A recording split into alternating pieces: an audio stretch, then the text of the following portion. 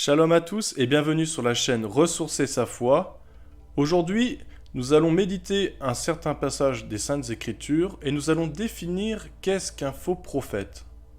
Au travers de la paracha Réé, nous allons découvrir de précieux indices et recommandations de l'Éternel qui nous permettront de discerner et de décrire le faux prophète. Pour commencer, nous définirons qu'est-ce qu'un faux prophète. Pour cela, nous nous appuierons sur le Deutéronome 13, versets 1 à 5. Ensuite, nous verrons la définition du faux prophète selon Yeshua, dans l'évangile de Matthieu au chapitre 7. Ensuite, je vous ai préparé une petite parabole pour imager cela. Et enfin, nous terminerons par l'expression ouvrier d'iniquité en Matthieu 7, 23. Sans plus tarder, lisons le passage clé situé dans notre paracha.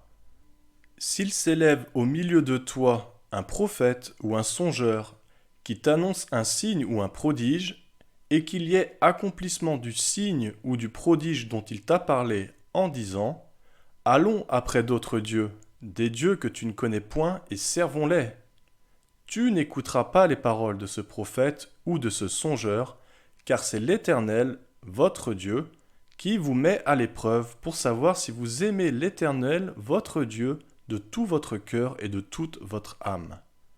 Vous irez après l'Éternel, votre Dieu, et vous le craindrez. Vous observerez ses commandements, vous obéirez à sa voix, vous le servirez et vous vous attacherez à lui.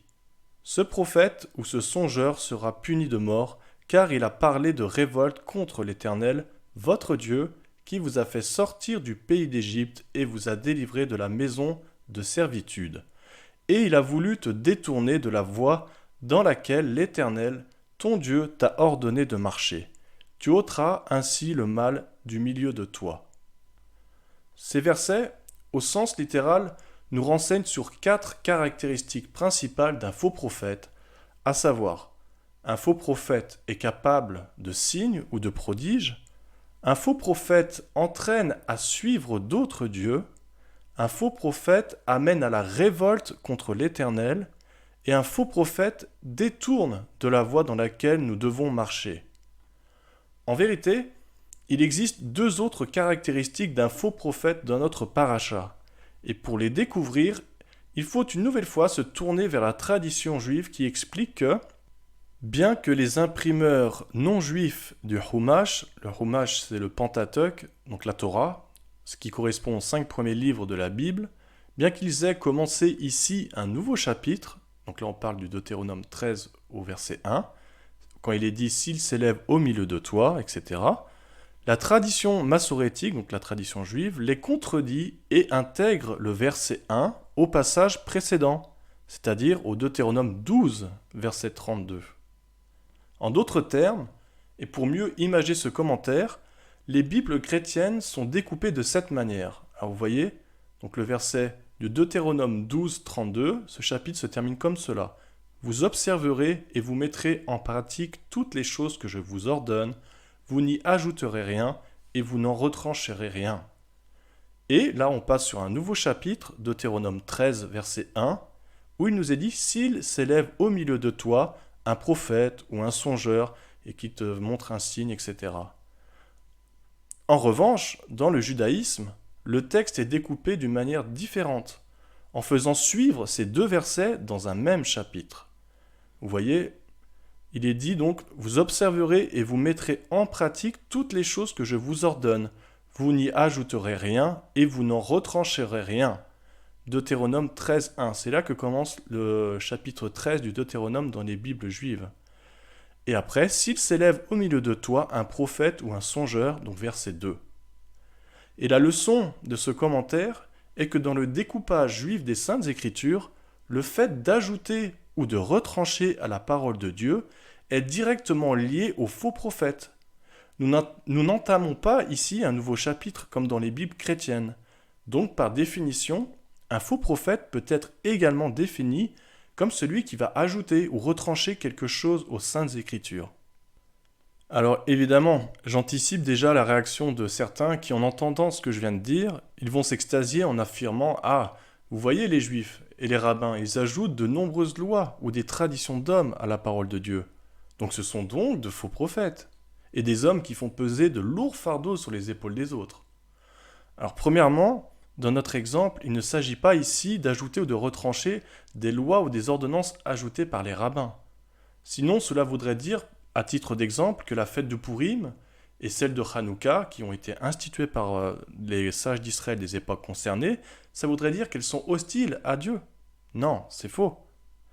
Au contraire, il nous est même dit, par exemple, que Yeshua était présent au temple pendant la fête de Hanouka.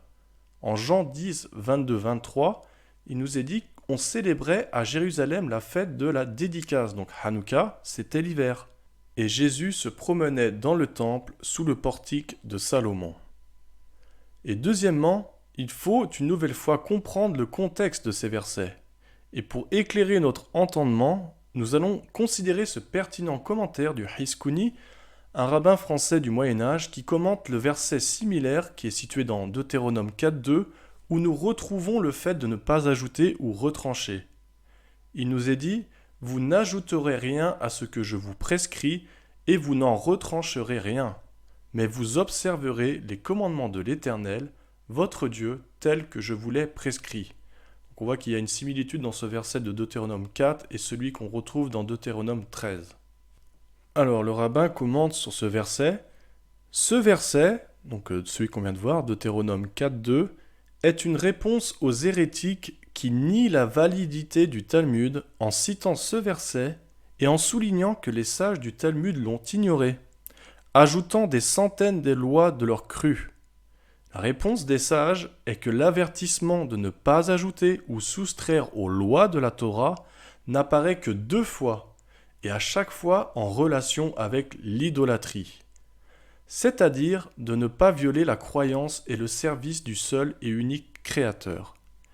Immédiatement après cet avertissement, la Torah illustre son sens en rappelant au peuple ce qui est arrivé à ceux qui avaient adoré Péor, donc au verset suivant de Deutéronome 4.3.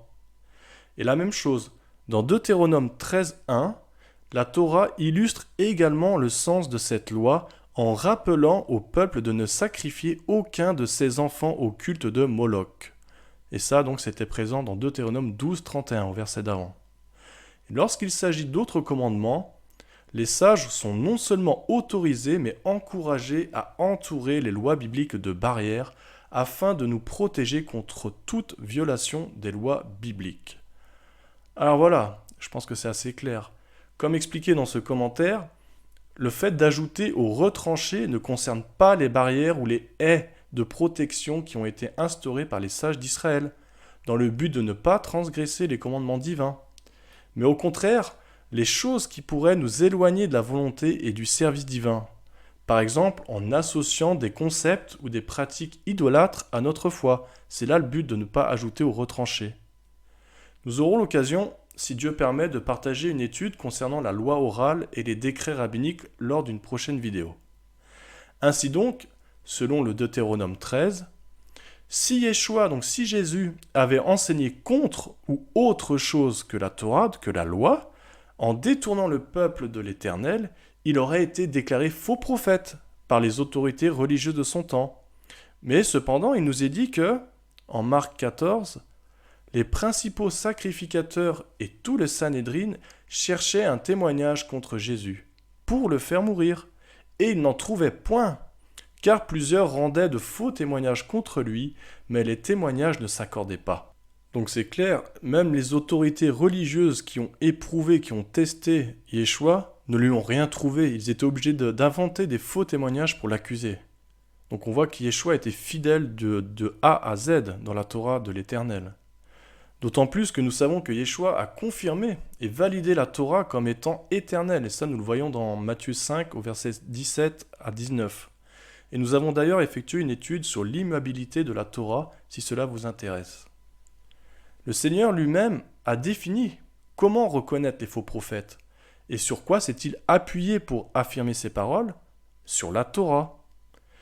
Il nous enseigne en Matthieu 5, versets 15 à 27, « Gardez-vous des faux prophètes. Ils viennent à vous en vêtements de brebis, mais au-dedans ce sont des loups ravisseurs. Vous les reconnaîtrez à leurs fruits. Cueille-t-on des raisins sur des épines ou des figues sur des chardons ? Tout bon arbre porte de bons fruits, mais le mauvais arbre porte de mauvais fruits. Un bon arbre ne peut pas porter de mauvais fruits, ni un mauvais arbre porter de bons fruits. Tout arbre qui ne porte pas de bons fruits est coupé et jeté au feu. C'est donc à leurs fruits que vous les reconnaîtrez. En effet, juste pour commenter un petit peu ces quelques versets, donc les faux prophètes viennent avec quoi? Avec une belle apparence généralement, mais pas nécessairement physique, mais comme étant des hommes de Dieu, des hommes pieux, spirituels, charismatiques, au point que parfois il est même difficile de les discerner. Et le discernement des faux prophètes devient possible par quoi? Par leurs fruits. À quand bien même la personne a tout d'une vie de prophète et qu'elle réalise toutes sortes de prouesses ou des miracles qu'elle a annoncés qui se sont accomplis, le prochain test sera quoi? D'observer ses fruits, c'est-à-dire ses actes. Et dans quelle voie cette personne va nous orienter? Quel est son but et quelle est sa position vis-à-vis de la Torah de Dieu? Cela va nous aider à vraiment comprendre qui est cette personne. Et on le sait, la Torah, donc la loi, est une lampe pour nous. Elle définit ce qui est bon ou pas et nous permet de détecter le vrai du faux, agissant comme un détecteur de mensonges face aux faux prophètes. Et même si la personne se trouve porteuse d'une nouvelle révélation autre que la Torah, alors c'est un faux prophète. Car comment ce qui est parfait, donc la loi, comment la Torah qui est parfaite peut-elle changer? Si cette personne amène à orienter notre service divin vers quelque chose qui est étranger, idem, faux prophète. Et pour apporter encore plus de lumière sur les paroles de Yeshua dans Matthieu 7, je vais citer un commentaire très intéressant, je trouve, du rabbin Eli Soloveitchik, un rabbin du 19e siècle, qui a écrit un commentaire sur l'évangile de Matthieu, et justement il parle un petit peu de la définition de fruits dans notre passage. Il dit « à leurs fruits », c'est-à-dire à la conduite de leurs disciples. Si leurs disciples croient à l'unité de Dieu, obéissant à la loi et aux prophètes, prêchent à leur tour et cette foi et cette obéissance, alors ce seront vraiment des interprètes de l'Éternel, car un bon arbre ne saurait produire de mauvais fruits. Donc je trouvais intéressant ce que dit le rabbin, parce que dans son commentaire, lui, il compare les fruits à quoi? À la conduite des disciples. Et donc, comment vont se conduire les disciples va être une bonne indication pour savoir si leur maître est un faux prophète ou non. Et combien ce commentaire est approprié. Même s'il faut reconnaître que le christianisme a amené beaucoup de bien, de la bonté et un certain raffinement dans le monde, il a malheureusement aussi amené beaucoup de confusion et de destruction envers le monde juif et dans l'interprétation des Saintes Écritures. Regardez à titre d'exemple les fruits des disciples de Yeshua. Donc, nous ne parlons pas des apôtres ou des contemporains du Maître, mais qu'est-ce qu'ils ont enseigné? Qu'enseignent-ils maintenant? La loi, les prophètes, l'obéissance à la Torah, l'unicité de Dieu? Hélas non, le christianisme s'est inventé de nombreux nouveaux dogmes et doctrines. Par exemple la Trinité, le culte marital, l'abolition des lois alimentaires, la théorie du remplacement, etc. Ajoutant donc et retranchant à la parole de Dieu, tel un faux prophète. Et c'est pourquoi les Juifs n'acceptent pas Jésus. Et je vais peut-être vous choquer, mais je vais vous dire qu'ils ont raison de leur point de vue. Car comment accepter un Messie qui, à leurs yeux, semble abolir la Torah, abolir la loi? En observant ses disciples, les disciples de Jésus, qu'est-ce qu'ils constatent? Des chrétiens qui ne respectent pas le Shabbat, les fêtes de l'Éternel, qui mangent du porc, etc. Ainsi donc, selon Deutéronome 13, les Juifs appliquent la mise en garde de l'Éternel de ne pas suivre un prophète les éloignant de la volonté divine. Et pour encore mieux imager cela, je vous avais parlé dans l'introduction d'une petite parabole que je voulais vous partager. D'avance, je m'excuse pour les références que j'utilise, mais je trouve au moins qu'elles ont le mérite d'être actuelles et peut-être plus claires, parce que je sais que de nos jours, on a de moins en moins malheureusement de contact avec la nature, la terre, l'agriculture, comme l'avaient les personnes, les disciples au temps de Yeshua. Mais donc j'ai utilisé d'autres références, mais en tout cas je pense qu'elle est assez parlante. Un homme attendait depuis longtemps la réception de sa voiture. Une très belle voiture, le top du top, puissante, élégante et remplie de nombreuses options, comme le toit ouvrant, la boîte automatique, les jantes aluminium, le GPS, les sièges chauffants, etc. Un jour, après un long temps d'attente, Un commercial automobile appela l'homme en lui annonçant que sa voiture était arrivée, et il lui proposa de venir à la concession pour lui montrer la voiture en question. L'homme s'y rendit, et une fois sur place, le commercial, tout en se dirigeant vers la voiture, commença à lui parler des caractéristiques du véhicule.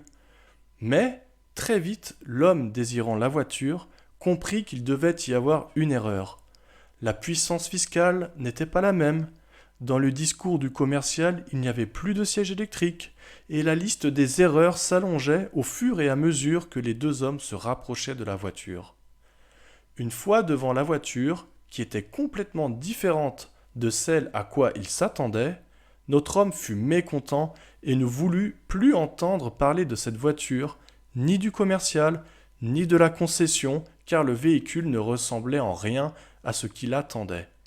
Il manquait tellement de critères que l'homme repartit en se sentant trahi et qu'on lui avait tendu une arnaque. Il se jura de ne plus vouloir entendre parler de cette concession et se pressa d'avertir ses amis de la situation. Alors voilà la petite parabole que je voulais vous partager. Et nous allons donc maintenant l'expliquer et retenir et comprendre le message derrière cette parabole. Alors l'homme attendant sa voiture, c'est un juif. La longue attente correspond aux 2000 dernières années d'exil où l'on attend le Messie. La belle voiture, c'est le Mashiach, c'est le Messie. Les nombreuses options, ce sont les critères messianiques ou les commandements de la Torah. Le commercial automobile, c'est un missionnaire chrétien. La concession automobile, c'est l'Église. Le discours du commercial, c'est la théologie chrétienne. Et la voiture qui est différente, c'est un autre Messie. Le mécontentement de l'homme correspond à la méfiance et le rejet du peuple juif envers Jésus et les écrits du Nouveau Testament. Donc voilà pour le partage de cette petite parabole, j'espère qu'elle est assez pertinente. Et c'est d'ailleurs le but majeur de notre chaîne YouTube. À notre niveau, nous souhaitons réparer ce que le christianisme a enseigné de faux sur la personne de Yeshua et réinterpréter le plus fidèlement possible ses paroles, dans leur contexte juif, et que le Jésus occidental, entre guillemets, laisse place à Yeshua HaMashiach, Yeshua le Messie. À présent, nous allons donc continuer la suite du chapitre 7 de l'évangile de Matthieu, cette fois-ci donc au verset 21 à 23. Ceux qui me disent « Seigneur, Seigneur » n'entreront pas tous dans le royaume des cieux, mais celui-là seul qui fait la volonté de mon Père qui est dans les cieux. Plusieurs me diront en ce jour-là « Seigneur, Seigneur, n'avons-nous pas prophétisé par ton nom? N'avons-nous pas chassé des démons par ton nom? Et n'avons-nous pas fait beaucoup de miracles par ton nom? Alors, je leur dirai ouvertement, je ne vous ai jamais connus, retirez-vous de moi, vous qui commettez l'iniquité. » Des paroles qui sont très dures de la part du Seigneur. Si donc nous nous arrêtons sur ces quelques versets, on peut se poser la question, mais qui est celui qui fait la volonté de mon Père dans les cieux? Et où est-elle cette volonté?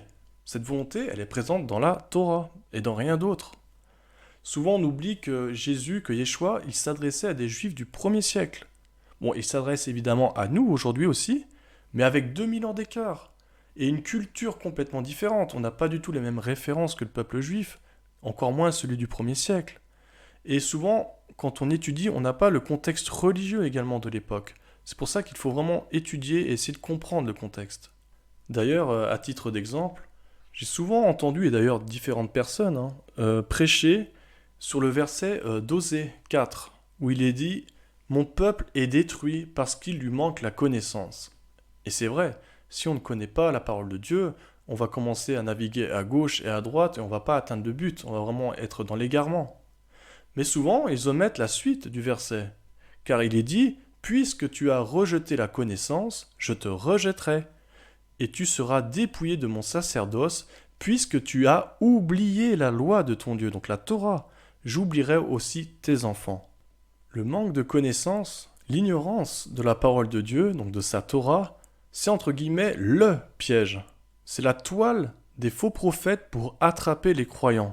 Et peut-être encore plus à notre époque, où malheureusement, Beaucoup de fidèles basent leur foi sur quoi? Sur des miracles, sur les guérisons, sur les délivrances et sur les émotions lors des cultes. Et ils négligent souvent, malgré eux d'ailleurs, les exigences du Deutéronome 13 de ne pas se baser sur les prodiges ou les signes. Et je ne jette pas la pierre, évidemment, sur ces croyants, j'en ai fait partie également.